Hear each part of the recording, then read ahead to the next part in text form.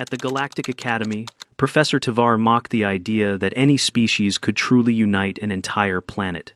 It was, he said, biologically impossible. Then the lone human cadet raised his hand.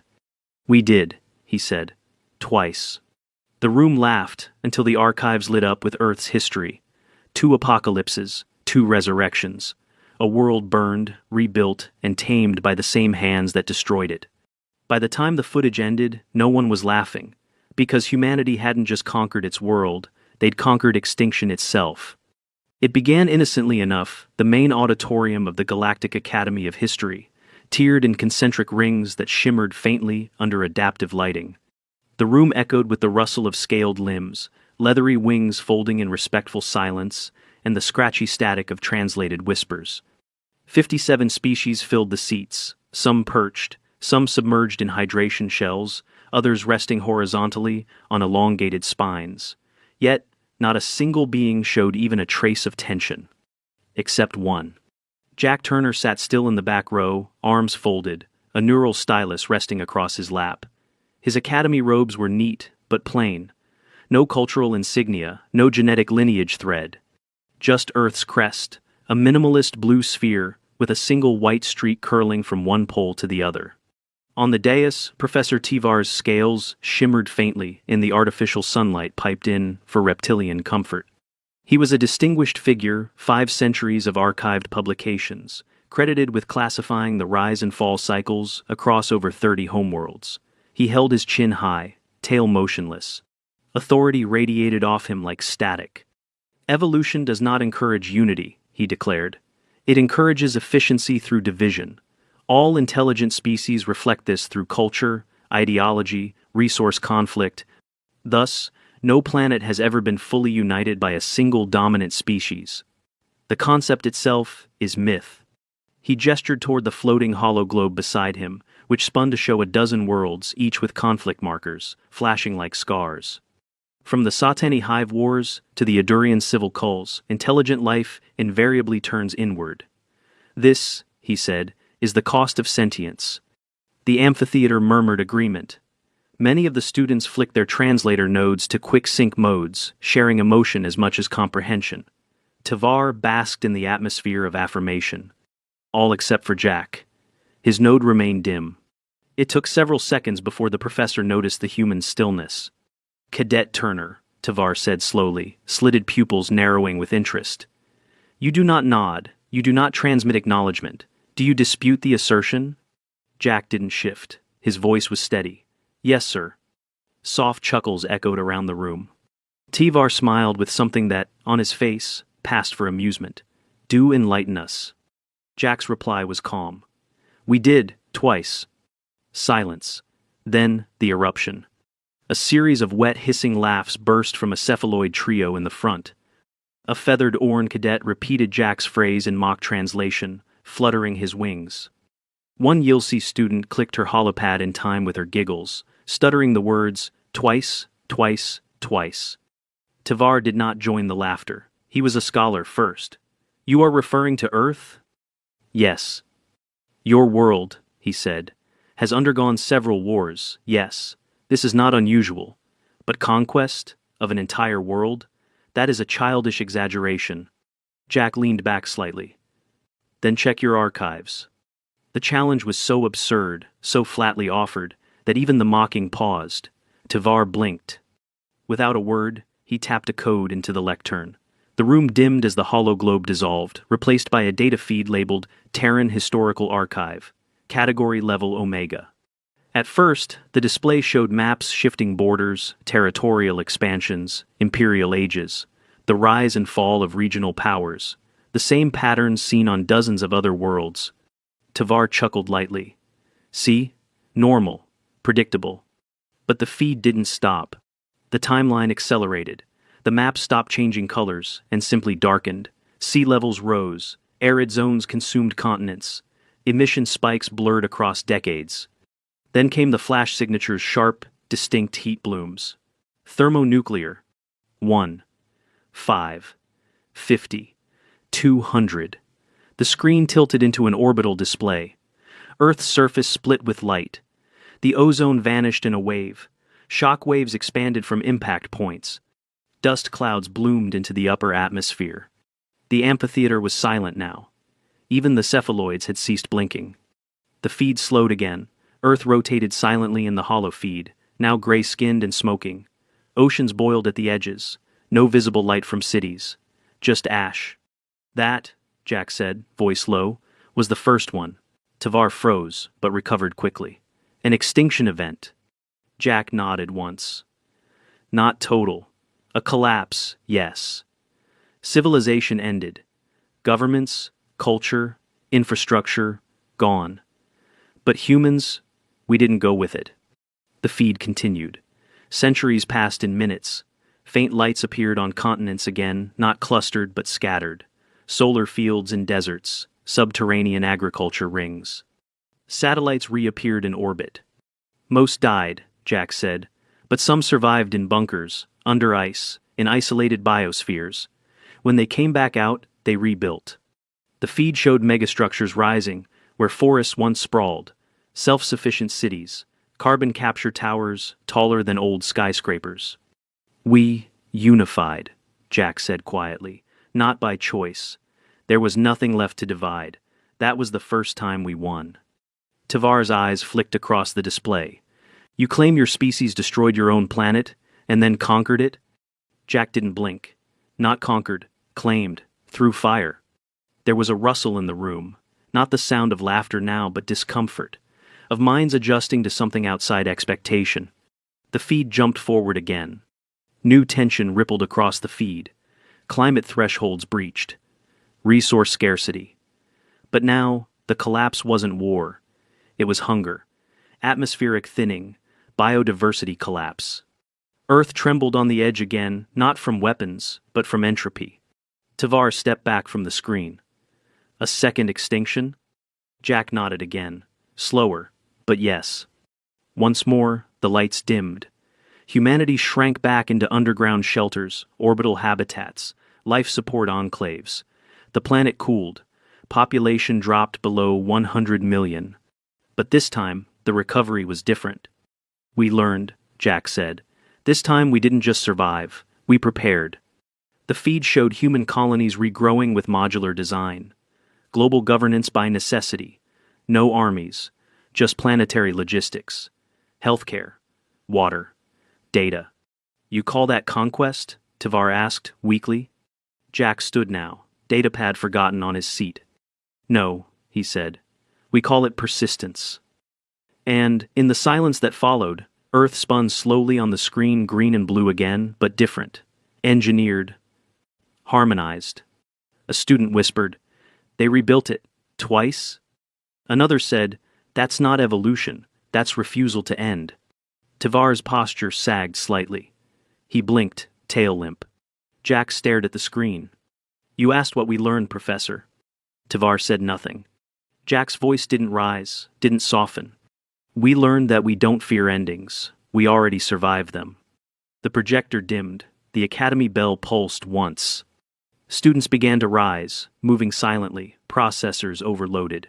Tavar muttered something about needing to revise course materials. As Jack gathered his things, a soft voice spoke behind him. "Twice you said, will there be a third?" He turned, pausing at the exit. "That depends," he said, "on how peaceful this galaxy really is." He stepped out, the door whispering shut behind him. Behind him, a room full of beings stared at the projection of Earth, alive and spinning. It was the first time in the Academy's history that the idea of human extinction didn't feel inevitable. It felt temporary. 3 rotations passed before anyone brought up the lecture again. The Academy had its ways of forgetting things that didn't fit. The galactic curriculum was carefully designed. Curated knowledge, approved case studies, historical cautionary tales, sanitized of controversy. Every cadet knew that no species had ever truly conquered its world, and any claims otherwise were anomalies, misinterpreted data, myths bloated by cultural pride. Yet behind closed doors, in dormitories and digital forums, one phrase passed between cadets like contraband. Twice. Jack Turner didn't mention the lecture again. He moved through the Academy's corridors, as he always had, quiet, polite, blending in. But now the others moved around him differently. A few gave him wider space in the mess hall queue. Some trailed behind him between classes, pretending to review coursework while stealing glances. Others looked for what he hadn't said, what the archives hadn't shown. That was where Cadet Neural stepped in. She was a Sellian, part organic, part synthetic. Her species were archivists by nature and design. Every Sellian cadet had access to data sets others didn't even know existed.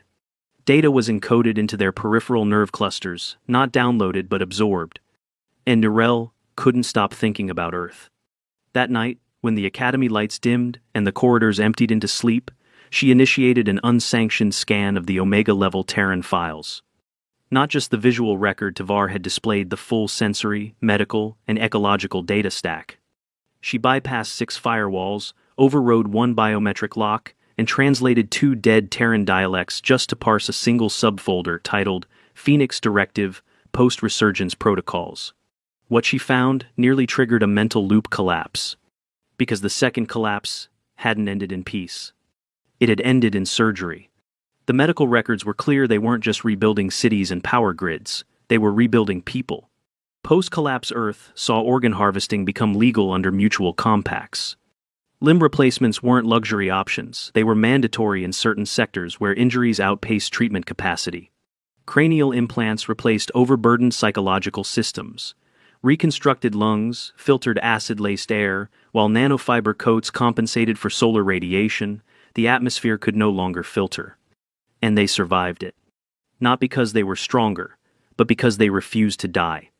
One medical file stuck with her. Turner, Jacob, Class X Trauma Recovery File. She ran it twice to be sure. The file was over a century old and genetically mapped to Jack. It wasn't a common name coincidence. It was him. Jack Turner had already died once. The data log showed he'd suffered a compound leg fracture, internal bleeding, collapsed lung, and a partial skull fracture during what was described as reclamation conflict 72 amperes.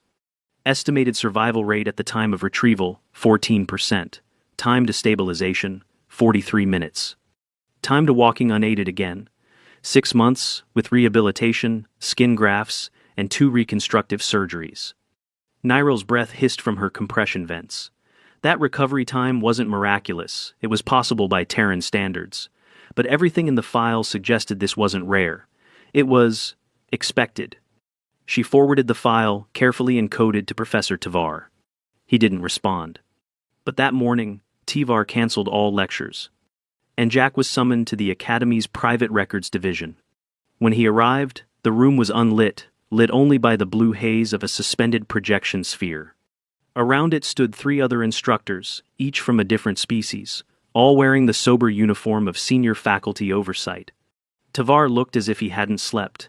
His scales were dimmer, pupils slightly dilated. He didn't greet Jack. "You should not exist," he said quietly. Jack stepped into the room, gaze steady. "I get that a lot." "You died," one of the others, an insectoid, said bluntly. "That file is dated over 120 cycles ago." "I recovered." Tavar shook his head. "You didn't just recover. You underwent complete respiratory reconstruction, neurological patchwork, orthopedic rebuilding. You were clinically dead for 4 minutes." Jack didn't answer right away. "I woke up in a stabilization pod," he said eventually. "The pain was extraordinary. The room was silent. I wasn't allowed to sleep for 2 days. They said my brain needed to stay active to prevent swelling. After that, they rebuilt my knee with carbon-reinforced bone polymer.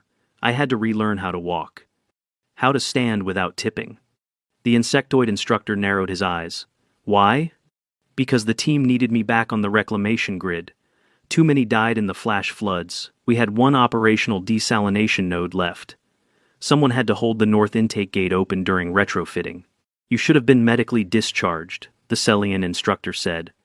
Jack exhaled slowly. "We didn't do discharges during the rebuild. Everyone was essential. You either got up, or someone else died waiting."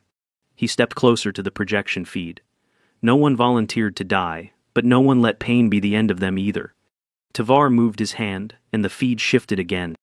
It displayed Earth, not from the past, but from 2 weeks ago. Clean skies, oceanic algae, bloom stabilizing. Orbital infrastructure in place, atmospheric monitoring beacons beaming steady data. Your world is beautiful now, the insectoid said softly. But it shouldn't be. Not after all that. Jack looked up. It isn't beautiful because we preserved it. It's beautiful because we lost it. Twice. Tavar's voice was quieter now. Why come here, Cadet Turner? Jack paused, then said, because I thought someone should know what we did, what we are, and what it cost. Tavar looked tired. He waved the projection off. You've made your point. As Jack turned to leave, Tavar added, you were willing to die for a desalination intake? Jack paused at the door. No, I was willing to suffer, to give someone else a chance to live. That's not the same. The door hissed open behind him, and this time no one tried to stop him. Not even the history professors. Because they knew now what the archives couldn't truly explain, that humanity didn't conquer their world by overwhelming it. They wore it down. 3 weeks passed before the Academy dared to speak of humanity again officially, at least. The files had been reviewed, cross-referenced, and quietly quarantined. No corrections were issued. No retractions, just silence. Until the Protocol Committee on Species Resilience Metrics summoned Jack Turner. They didn't request. They summoned. The chamber was smaller than the amphitheater, a decision made for confidentiality. But what it lacked in size, it made up for in gravity. The council included 3 admirals, 2 planetary administrators, and 1 neutral arbiter from the Shivari Keepers, a race whose memory retention was so long they still held grudges from before most species had discovered combustion. Jack arrived alone. He was ushered through a corridor without ornament, past sealed doors and retinal scans, until he reached the hearing room walls paneled with neural-absorbent material to prevent electromagnetic interference. He took a seat.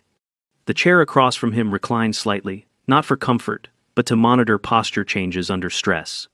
Cadet Turner, Admiral Kor said, a bark-skinned Lurvian. We are reviewing humanity's inclusion in high-threat contingency planning.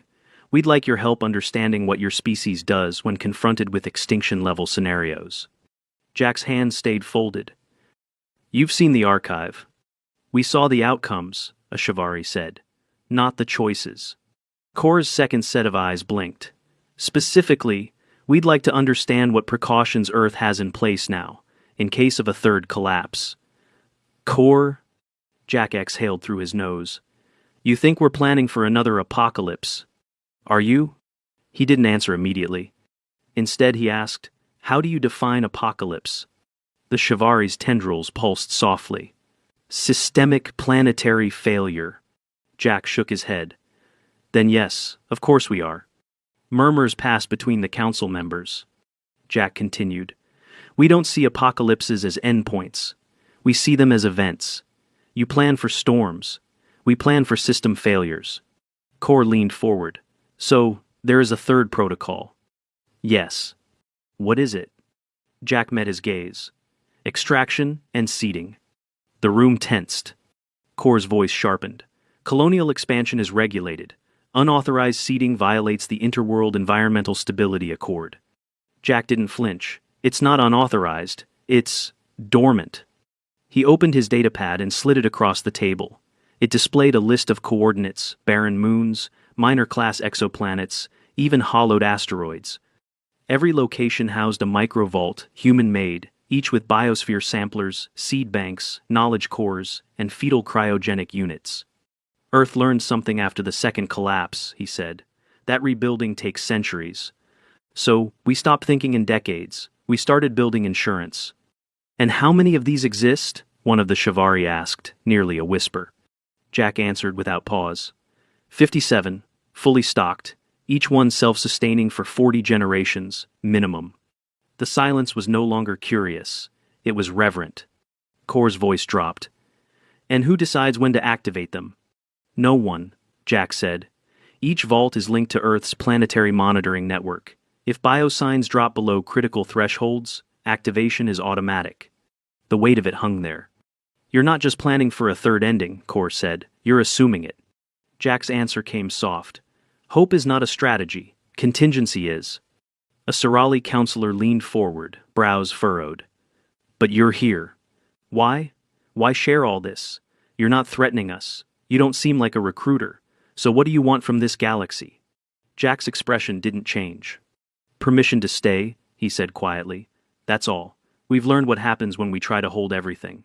Now we're just looking for places where we won't be erased. And if we say no? Jack looked up. We've been erased before. That night, while Jack walked back through the quad, something strange happened. A group of cadets followed him this time, not in fear, or mockery, or suspicion. They were carrying a field projector. Without words, one tapped it on. It flickered to life, casting an image across the central tower wall.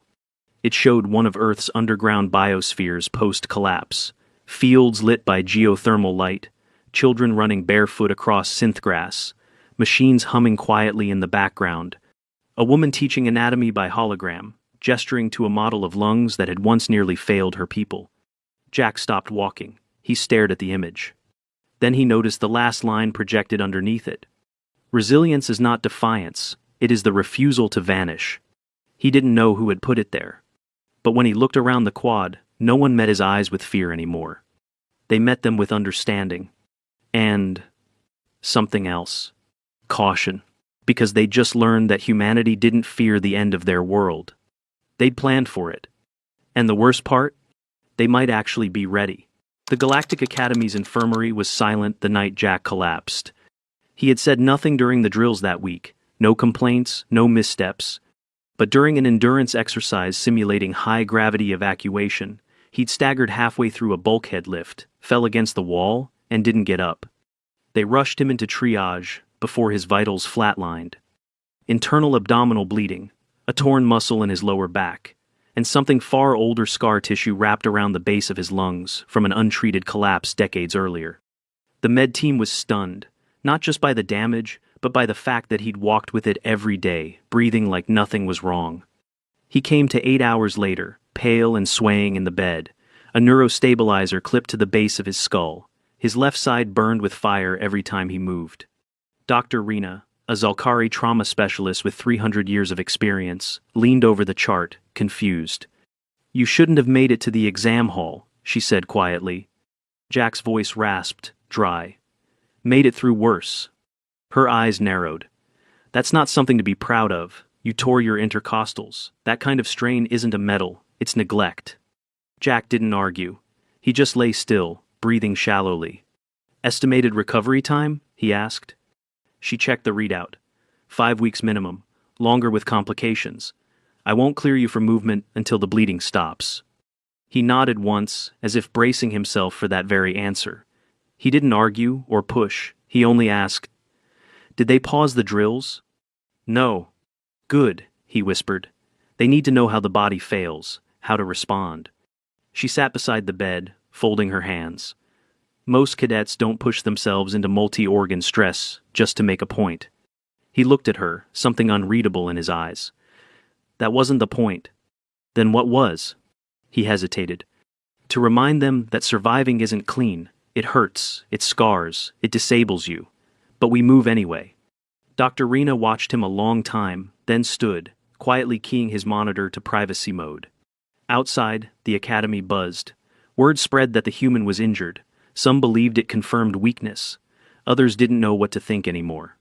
2 days later, the head of the exobiological psychology department requested a formal endurance test from all cadets modeled after Terran recovery metrics. It was optional. Every cadet signed up. The first week, 3 students passed out from overexertion. The second week, one broke a limb, a malari, with hollow bones, misjudged torque stress on an evac simulator. By the third week, Jack was still in the infirmary ribs bound, mobility restricted, but the drills hadn't stopped. They'd only gotten harder. Students whispered about him like a myth, not because he was strong, but because he'd broken and kept going. 6 days later, Jack stood for the first time without a stabilizer. His body screamed. One arm tingled with nerve drag. His ribs ached with every breath. He walked the infirmary corridor once, then collapsed into a seat by the window. But he walked. Dr. Rena found him there, sweat-soaked and exhausted. "You won't recover faster by testing your limits." "I know," he said quietly. "Then why?" Jack stared at the stars through the window. "Because I'm already being studied. Might as well give them something real." She said nothing for a while.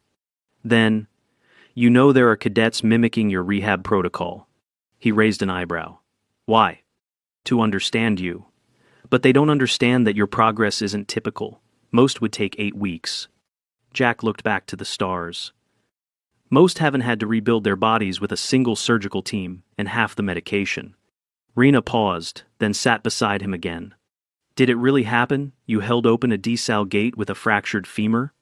He didn't answer right away. "Yes, it was freezing. Wind was cutting through the valley. My lungs seized, but we got the gate to lock." She stared at him. "Why didn't you just stay down?" He turned to her, voice flat. "Because there was no one else left in that quadrant. If I didn't hold it, the whole grid would have flooded. No more purification, no more fresh water, no more anyone." That was when she understood. He wasn't trying to be strong. He was trying to stop others from having to do what he did. Jack remained in recovery for another 2 weeks. Each day, he walked a little farther. Sometimes just to the door, sometimes past it. Always with a limp, always slow. But always forward. And outside, across campus, aliens of every kind pushed harder, trained longer, and rewrote their own endurance metrics not to beat him, but to understand what it took to walk again when everything told you to stay down. That was the lesson no one expected him to teach. Not conquest, not dominance, but what it really cost to stand up after everything inside you broke. 3 months later, Jack Turner stood before the Galactic Council on observation deck. 3, fully upright, hands clasped behind his back. He still limped. The limp hadn't gone away, and probably never would. One of the muscles torn during the Academy collapse drill hadn't healed cleanly. The medtechs had offered corrective implants, even regrowth therapy, but Jack had refused. Not out of pride, but for something simpler. He wanted the limp to stay. The council chamber was cold, deliberately so, meant to keep everyone alert. 42 species sat across 3 tiers of orbiting seats, each rotated precisely to maintain unbroken visual lines. Above them, Earth hovered in view through the observation panel, its blues and greens bright against the backdrop of deep space. This time, Jack wasn't here because he challenged doctrine or made someone uncomfortable. He was here because the Council wanted to offer Earth Observer status, a rare designation granted only to worlds that had proven both stability and self-sufficiency. It should have been a ceremony. But no one in the room seemed celebratory. Because Earth's application had passed for one reason only, not because humanity had proven its superiority or diplomacy, but because it had proven something far harder to quantify. Survival without certainty. "Your world should have died twice," High Counselor Urin said, her voice steady, almost reverent. "It didn't. This makes your species unique." Jack gave a slow nod. "We're good at not dying." A flicker of emotion passed through a dozen alien faces. That was the thing about humans. They said, the quiet part without shame. The Shivari delegate leaned forward, silver tendrils swaying. "The vault systems we've reviewed the data. Most civilizations plan for preservation. But you planned for restart." Jack didn't respond immediately. The question wasn't a question. "You left room for failure," Urin continued. "You didn't just guard your legacy. You admitted you might lose it. That's rare." "No one gets it right forever," Jack said. "But that doesn't mean we stop trying." He paused. "That's what we're best at, trying again." The silence that followed wasn't awkward. It was contemplative. Finally, Counselor Vesh, a Sarik whose species had never known war or famine, tilted his head, slow and deliberate. "What is your species' greatest strength?" It wasn't a trap question. They truly didn't know. Jack answered without flair. "We remember pain, but we don't surrender to it." He glanced at the projection of Earth. "We've lost everything more than once. Families, cities, species, futures. But we get up. We mourn, we limp, we build something worse first, then better. We screw it up again. We argue. We riot. We burn down what we love, and later rebuild it with our bare hands." Jack didn't raise his voice, he just told it. "We're slow to learn, but when we do, we don't forget." A.M. Vesh was quiet. Then, "Why are you limping?" Jack smiled faintly. "Because I tore something permanent trying to protect cadets during a drill. Some say it was reckless. I say it was necessary. Urin's voice softened. And what lesson should we take from Earth's journey? Jack looked up. That endings aren't what you think they are. They're not stops. They're thresholds. We've crossed two. If we cross a third, we'll start over again. That's not arrogance. That's what we know. And if there's a fourth, Vesh asked, then we make room in the vaults and teach someone else to stand. The chamber fell into stillness. There was no vote. The council didn't need one. The observer designation had already been approved. This was something else. This was a reckoning. Because what every species in that chamber saw beneath the bruised ribs, the stubborn limp, the fire-forged world behind him, was something they didn't have a word for. Endurance without permission. Jack stepped down from the podium. The ceremony would go on. Flags would be raised, translations filed. The academy would adjust its history, syllabus, maybe quietly, maybe not. Later that day, back at the academy, Jack returned to the amphitheater, where it all began. It was empty now. Sunlight from orbit reflected across the walls. The seat where he once sat alone in the back row was still marked by a barely visible dent from the stylus he'd gripped too tightly during that first lecture. Professor Tivar stood near the front, tail curled loosely around one leg, watching the projection screen. It showed Earth again live feed this time. Oceans calm, storms forming where they should, forests returning to regions that had once turned to salt. You were right, Tivar said quietly. Jack didn't say anything. Tivar continued. We thought conquest was a mistake, a symptom of immaturity, but your species, you didn't conquer through violence. He turned to Jack. You conquered through survival. Jack stepped forward, slowly. We still don't know if we've survived the last one. Tivar nodded. And yet you plan, prepare, persist. A long pause stretched between them. Finally, Tivar looked at him again. What will you do now? Jack looked up at the screen. Teach, maybe. Tivar's eyes widened slightly. You're going to stay? Someone has to explain what survival costs. What it feels like when your bones won't stop hurting, but someone still needs you on your feet. Tivar gestured to the room. This will be hard for them. I know. They may fear you. I know. They may admire you. Jack didn't respond for a while. Then, they don't have to do either. They just need to understand why we're still here. Tivar left him in the amphitheater. Jack remained for a long time, staring up at his home.